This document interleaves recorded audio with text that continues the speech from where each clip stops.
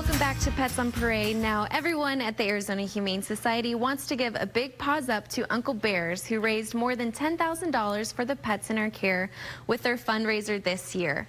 Thanks so much to their amazing organization and to everyone who supported this fundraiser. Our animals are ever so grateful to you. We saw these cuties before their break, but their story is truly heart-wrenching and unfortunately is all too common. Ski, what happened to these adorable kittens? Well, these siblings were found in a dumpster wrapped in a plastic bag by a Good Samaritan when they were just days old.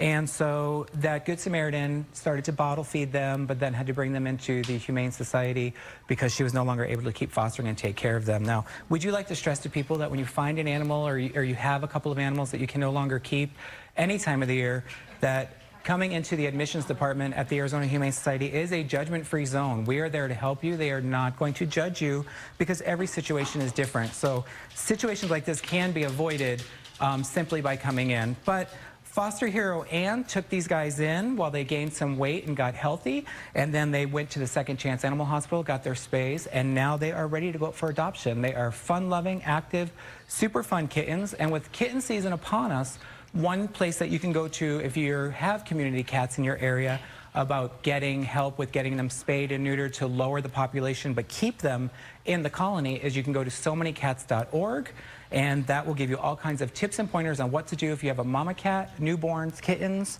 and how to get free spay and neuters as well. So awesome. Great tips. Thank you so much, Ski and Kathy. Now, April is Prevention of Cruelty to Animals Month. Last year alone, our field investigation team performed over 7,400 cruelty investigations and rescued over 13 animals who ended up being treated and cared for in our Second Chance Animal Trauma Hospital. The three most commonly investigated cases are for abandonment, welfare check, and no water. These officers play a key role in offering expert testimony in court against those accused of animal cruelty and also work closely with local police enforcement on a variety of cases. For anyone who suspects there is a pet in a dangerous or cruel situation, our field team operates 7 days a week, 365 here. Do not ever hesitate to call us. We would much rather go on a call that turns out not to be valid rather than be too late to save an animal in need. Now, speaking of cruelty cases, our next pup was confiscated by Glendale PD, but I think those days are long behind her. Right, Kelsey, and just right on cue, just what you were talking about, our EAMTs along with the Glendale Police Department were called to the scene there because it was a violation of the anti-tethering law. This tethering law is fairly new in Arizona, but you need to know the details of it. You must have your pet on nothing shorter than 10 foot when they're in the yard, and they must have access to shelter, food, and water. That wasn't the case here with little Michelle. So here she is right now with this, and we have her down listed as like a chow chow mix, but I really think she's a really great example of a doggy called the Finnish Spitz, of which there's a lot of them out there. She is super cute. She's really happy. She wags her tail. She loves everybody. She is just a ball of energy, and I think she's going to be a really good pet that needs to be off of a tether and running around in the yard and playing ball. Look how cute. She looks like a little fox. She's good. She walks on leash really, really well, and like I said, she's just good with everybody. She's so happy. This is Michelle.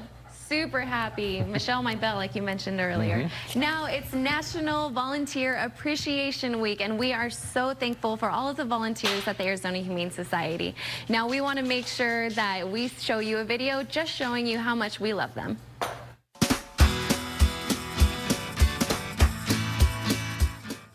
They always end up coming up to you and sitting down and waiting for you to reach out and make them feel like they still matter. When I go home and go to sleep at night, I think about each dog I spent time with, and I just go back to those moments of love where I made this connection with another creature. I volunteer because I eventually would like to go into the field working with animals. I love helping out the animals. It's just a very rewarding experience, and I love saving their lives. And I've been a volunteer with the Arizona Humane Society for about 17 years now. Mostly adoptions, love dogs, love puppies. I foster and help with pets on parade. I love coming here. I do. I don't think about, oh, maybe I'll take today off, or, it's like that with a job. But this is more than that. It just seems like it's so important. These dogs need people. They need the human connection, and I think that matters to me. And because it's just good for you as well. Like, I mean, who wouldn't want to work with dogs or cats or the critters? Yeah, I love animals, and they do more for me than I do for them. So coming here is just great. Take some time, volunteer. At the Arizona Humane Society, we rely so much on our volunteers to help keep our organization running. We truly could not do it without them. Last year alone, our volunteers put in over 300,000 hours, which was about an average of 25 hours per animal that we were able to save.